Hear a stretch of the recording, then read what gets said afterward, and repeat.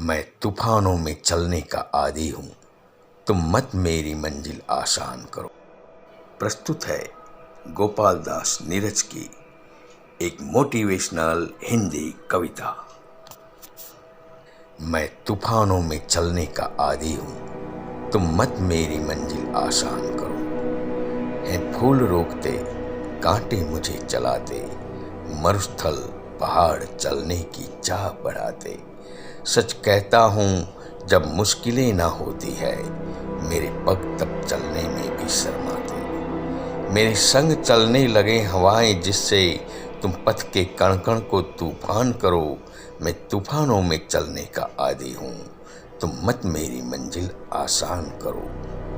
अंगार अधर पे धर में मुस्कुराया हूँ, मैं मरघट से जिंदगी बुला के लाया हूँ आंख मिचौनी खेल चला किस्मत से, 100 बार मृत्यु के गले चुम आया हूँ। है नहीं स्वीकार दया अपने भी, तुम मत मुझ पर कोई एहसान करो। मैं तूफानों में चलने का आदी हूँ, तुम मत मेरी मंजिल आसान करो। श्रम के जल से राह सदा सिंचती है, गति की मशाल आंधी में ही हंसती है। शोलों से ही श्रृंगार पथिक का होता है, मंजिल की मांग लहू से ही सजती है।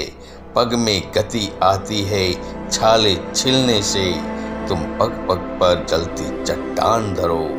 मैं तूफानों में चलने का आदी हूँ, तुम मत मेरी मंजिल आसान करो।